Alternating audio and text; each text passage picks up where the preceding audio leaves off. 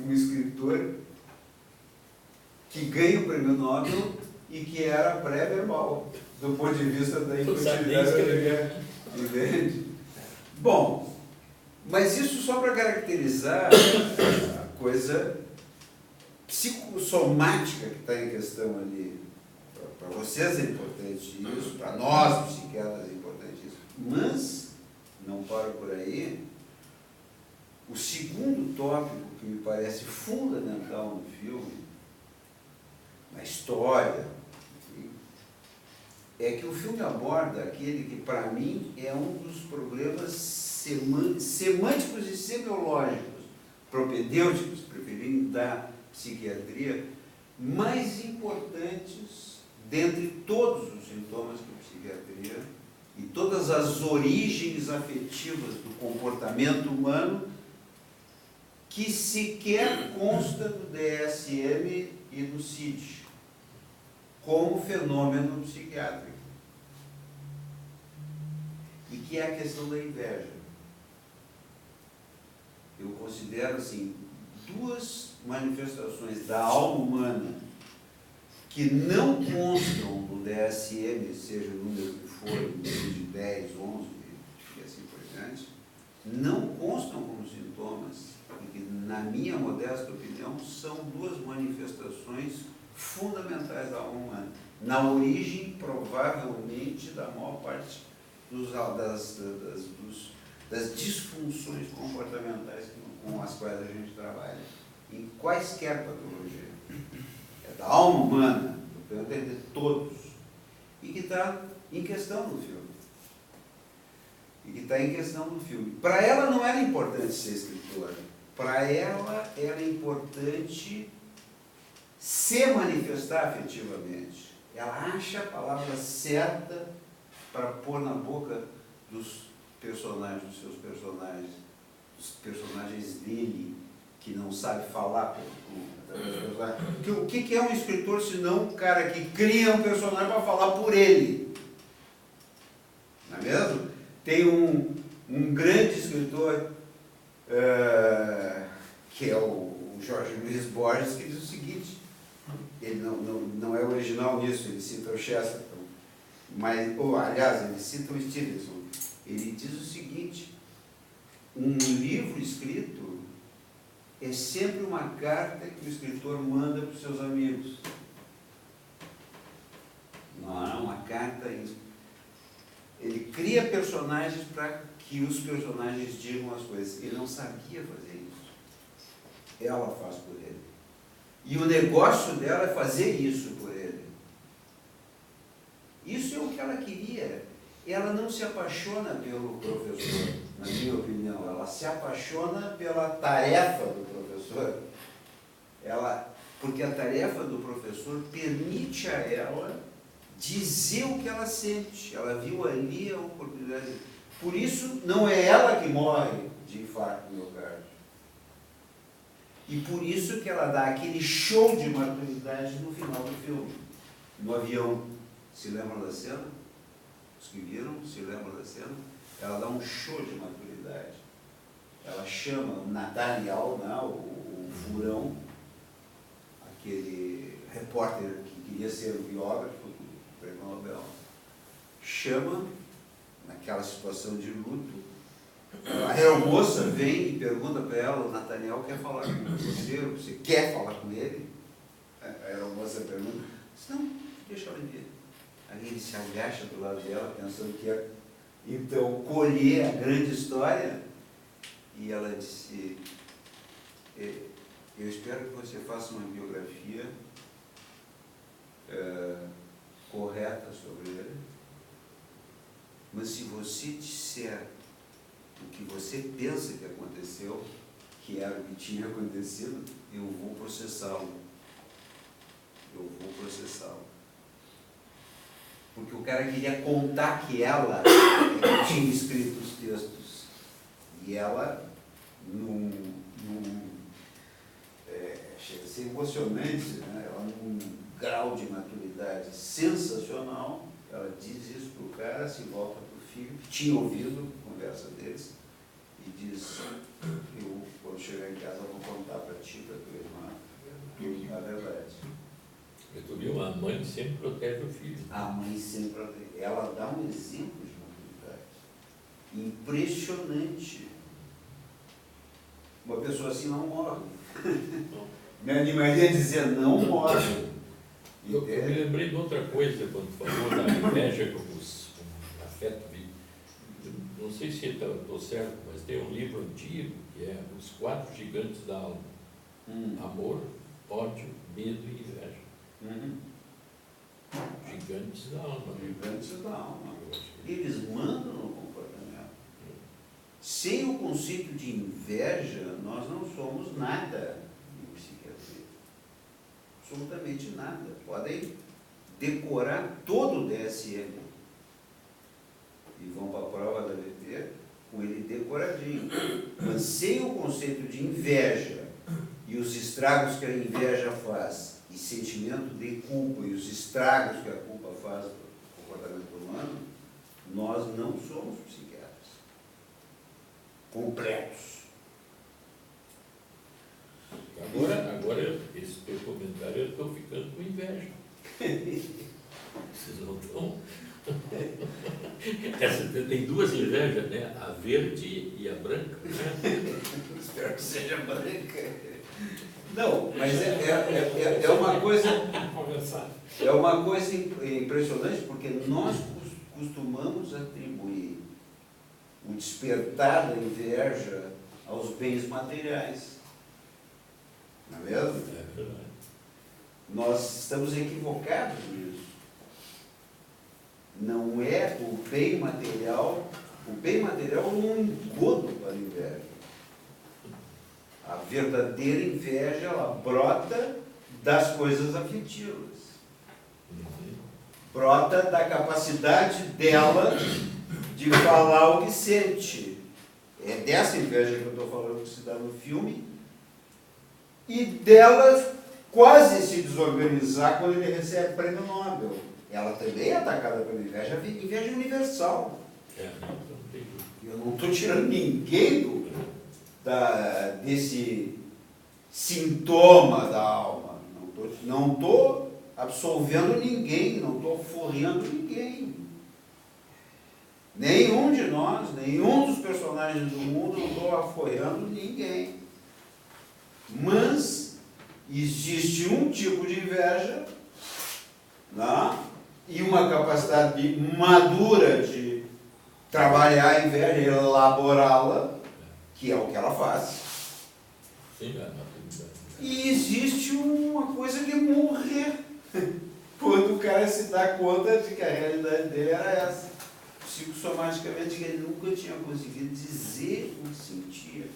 Na obra dele, aquela obra que estava sendo pageada e o tempo todo no filme. Entrevista para cá, entrevista para lá, e champanhe aqui e tal, o cara. Um grande escritor. Um grande escritor, aquela história toda. E ele nunca tinha sido capaz de dizer o que sentia. Vejam o paradoxo da escritura. Né? Isso nos interessa porque o filme é também, bom, aí eu vou dar uma alargada na coisa. O filme é também um ensaio sobre a escritura, que é um negócio que nos interessa.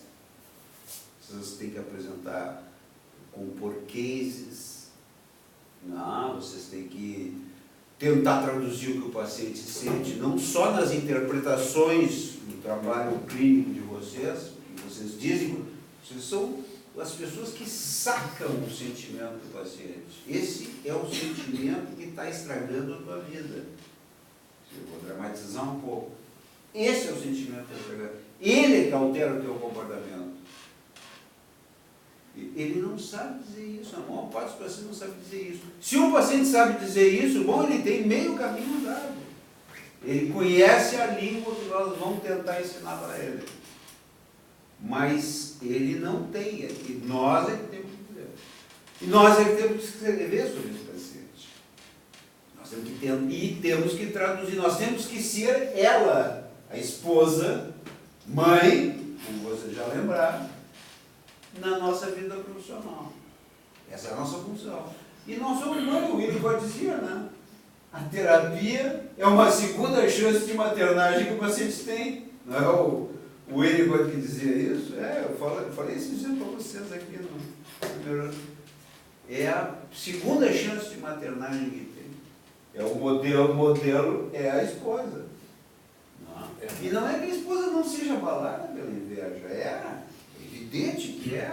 Quando o cara recebe a medalha ela chega a se iludir um pouco de que ele era o cara. Chega a se iludir, não. Mas ele não é o cara. A realidade é que ele não era por causa disso. Não, isso que tu falou, acho que tem uma importância nota aí, porque eu não entendo que eu chegue em zonas desse tipo sem uma terapia pessoal. Sim. Não, é que... Ou a pessoa conhece a língua, né? O Bill é que dizia, né? Não, eu digo especialmente para nós psiquiatras, né? Essa experiência da segunda maternagem, eu acho que é chave, né? Sim. Que inclusive nos dá condições de pensar de forma mais complexa, como tu está colocando aí, né? Porque o pensamento normal da gente, meio que a gente vai ficando assim. Agora, se tu abre esses campos que nós estamos abrindo aqui, a capacidade de pensar com aberturas cada vez mais interessantes para nós e para os outros é chave, né?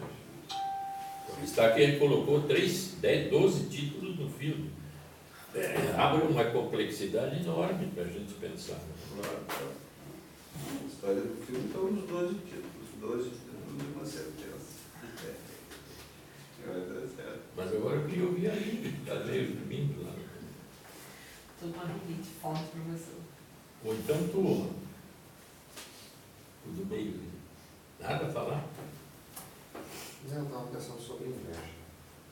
Está com inveja de quem? Enfim, eu estou pensando de maneira geral assim, sobre inveja. Eu considero a inveja um sentimento um afeto secundário. Ó, para ti, então. Opa!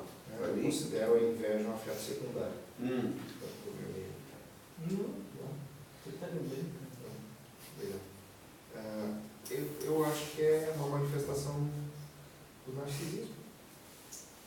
Narcisismo?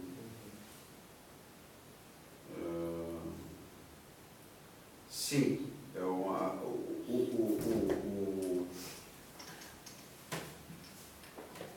autor, um psiquiatra importante dizia: a inveja, aquele grande kleiniano inglês, daqui a pouco me dá uma nome. A inveja é a manifestação clínica do instinto de morte, ele dizia. Tem um trabalho intitulado A Inveja é a Manifestação Clínica do Instinto de Morte. Sim. Como o narcisismo se nutre do instinto de morte, de uma certa forma tu tem razão. Tá pensando como...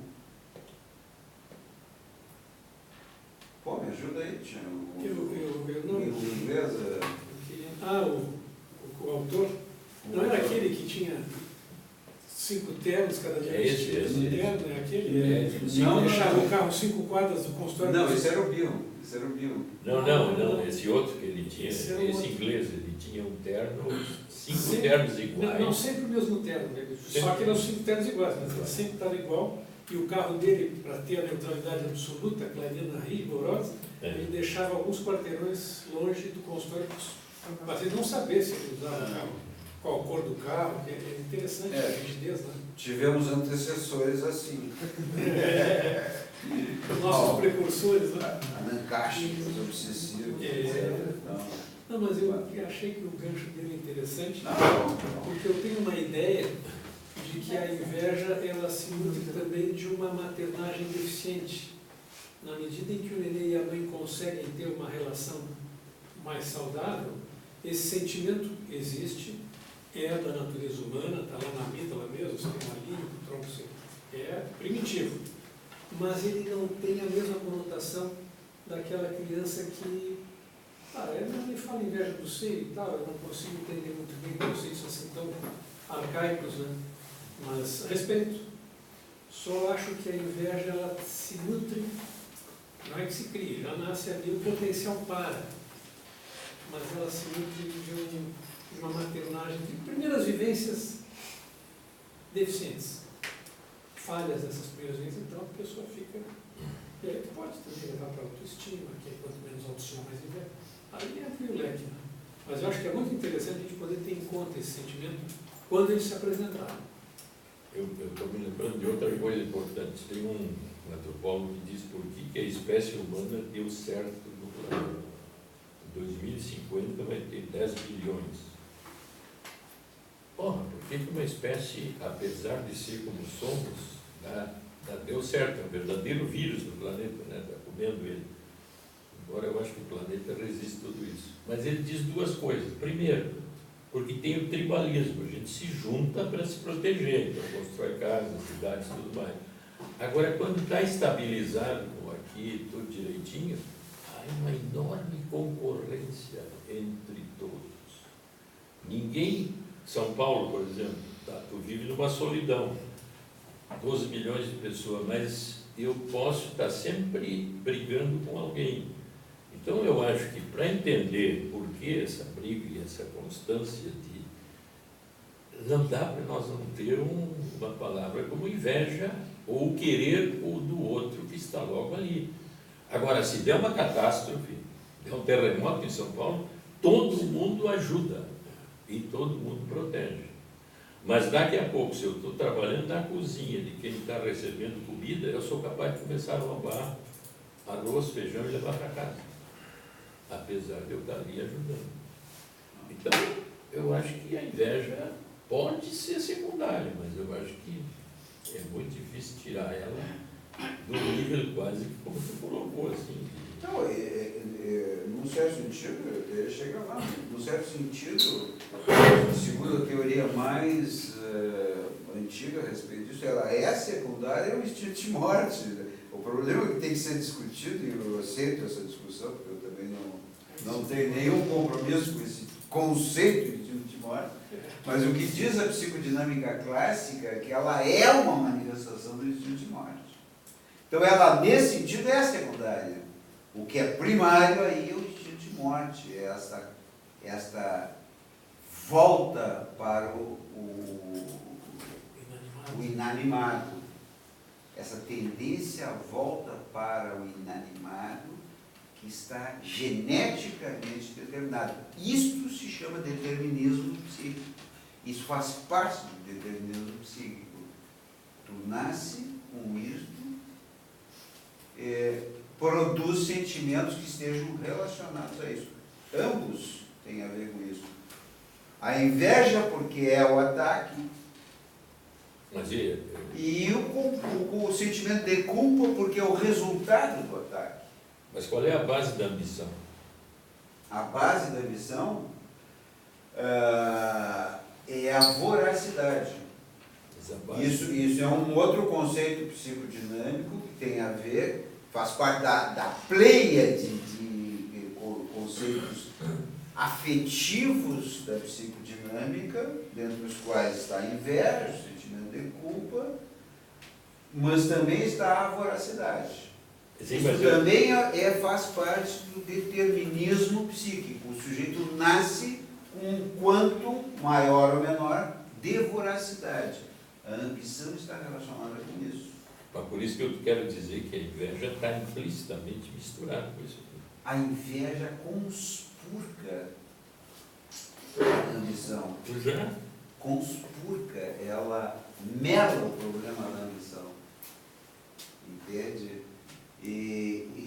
Porque a inveja é a parte destrutiva da coisa. A inveja não é desejar o que o outro tem, é querer destruir o que o outro tem. Esse é o conceito elementar de inveja.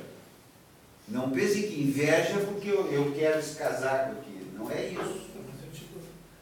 É pegar o casaco dele e rasgar Vai que esse cara destruí-lo, pode eu não ficar- quero que ele viva com esse O casaco. que vai de encontro até aquela frase preconceituosa, né, da famosa inveja branca, né? É, isso é uma tentativa de mitigação da inveja.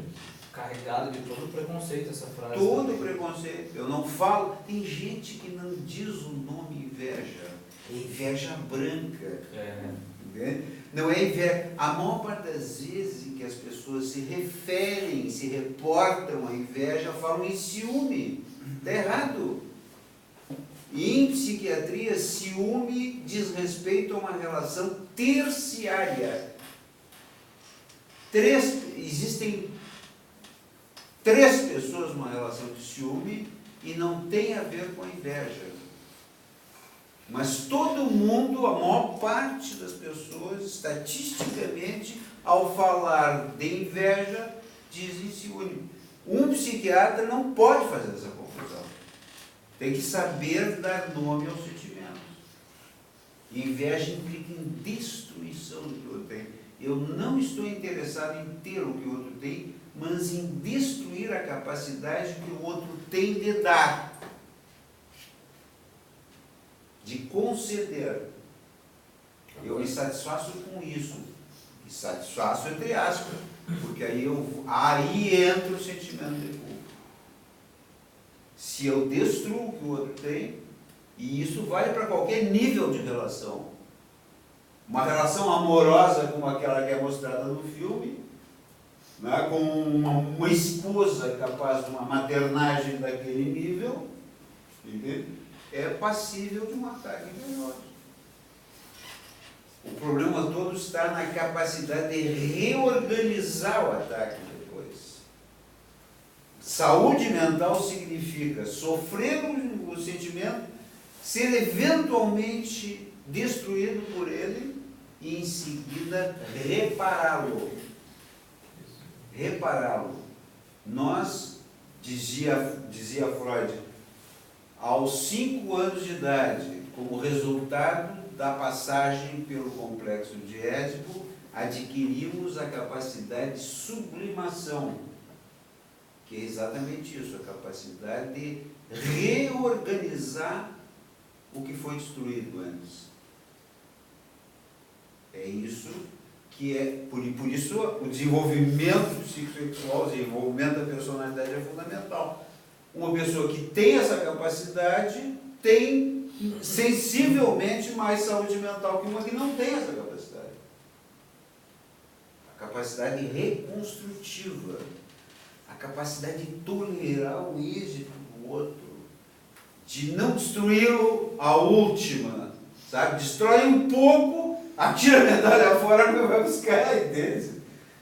Essa é uma metáfora linda do filme. O cara tira a medalha fora, mas vai lá e busca, entende? Então isso, pensaram, se imaginem recebendo o prêmio Nobel. Lá a pessoa tira fora a medalha, para aí. É uma destruição, e era uma destruição do trabalho dela. O trabalho dela. Com ela. Aí o cara, naquele meio tempo, o cara se dá conta, não, para, vamos lá buscar a medalha. Aquilo é um momento reconstrutivo. É um momento reparatório do filme. Porque ele destrói o prêmio e rapidamente vai lá e busca. Porque o prêmio era dela, não era dele. É o self, né? Ele era um falso self. Claro, ele é um falso self. Mas é interessante isso, Matheus, de que o sentimento de inveja, enfim, de competição, que foram destrutivos, ele encaminhou através de um mecanismo de defesa. Qual seria ele? Sublimação, né? Foi o que escrever. E ele encaminhou de um outro jeito, não tão construtivo, né? Com habilidades socioafetivas, né? Socioafective skills, para colher frutos, relacionamento. Então, nos coloca outro assunto interessante, que é o quanto, às vezes, a capacidade técnica da pessoa está diretamente ligada à sua capacidade socioafetiva, de lidar com as outras pessoas. Ela não tinha isso, porque se dizia tímida, ficava fora do foco, então ficava só na penumbra, na sombra. ele tinha, então ele conseguia ir adiante, com a ajuda dela, mas com essa capacidade dele. Ela desenvolveu sublimando, elaborou sublimando, e ele elaborou uma conduta mais... atuando, né? E morrendo. Morrendo. E ele já tinha pontes safenas. Já tinha. Infartou ali, mas já, quer dizer, o preço do sucesso, né? Para ele custava muito, por quê? Porque era um falso self. Usando a linguagem do Igor.